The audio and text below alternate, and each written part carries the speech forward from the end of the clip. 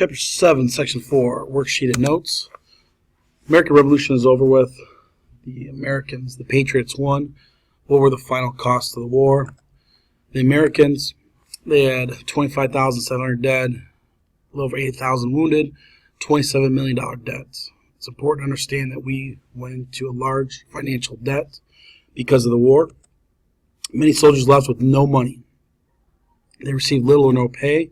Instead, they received land in the West, which would give them a start to a better life. Land was very important. The Loyalists. Remember, not everybody was a patriot. Loyalists, a lot of them left. They lost, so they had to leave. 60 to 100,000 left the United States. Native Americans and African Americans also left. African Americans went to Canada. Native Americans went west. The British ended up with 10,000 dead. 75,000 Hessians were killed. The Treaty of Paris. The Treaty of Paris was the treaty that ended the war.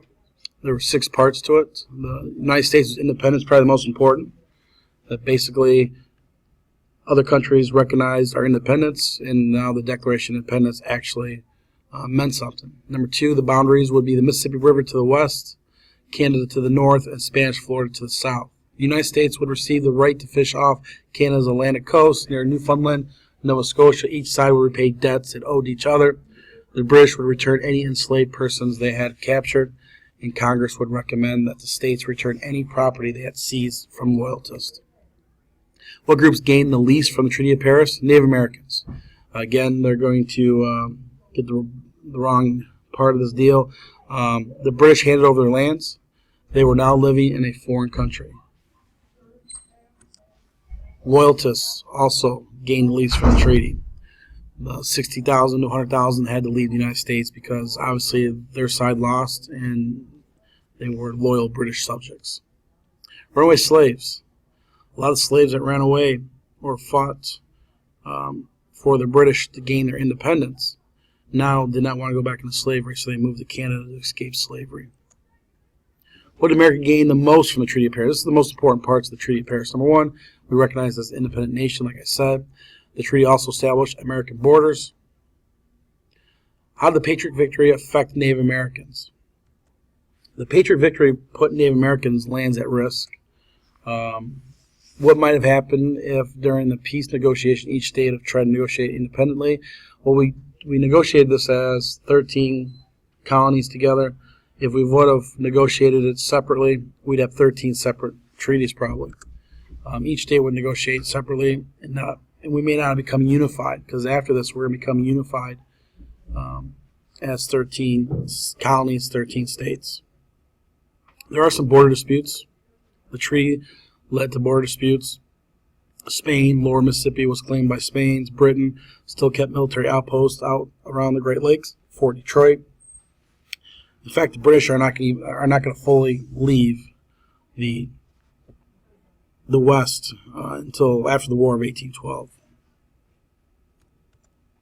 How did the goals of the Revolution guide Americans towards a more just society after the war?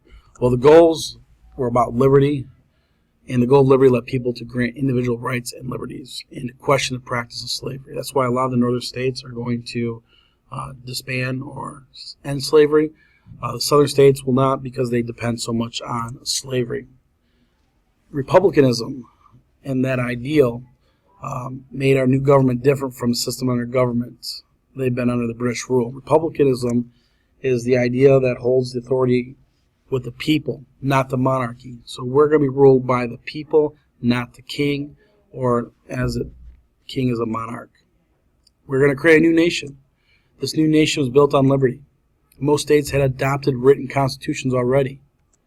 Liberty was distributed by the state constitutions, freedoms. These included freedom of press, freedom of religion. Delaware even prohibited slavery. Georgia established public schools. Freedom and slavery. During the Revolution, some people began to see a conflict between slavery and the ideal of liberty. You can't, just like we said in the Declaration of Independence, you can't say freedom and also slavery in the same sentence. Vermont outlawed slavery. Pennsylvania passed a law to free slaves gradually. Elizabeth Freeman, she actually sued for her freedom and won her freedom in Massachusetts, which eventually ended slavery in that state. Defining religious freedom. Jefferson and John Adams called for separation of church and state, which we still have in our Constitution today. That means the government and the church must be separate. Jefferson proposed the Virginia Statute of Freedom, religious freedom. Well, that looks like everything. All right, thank you. Have a great day.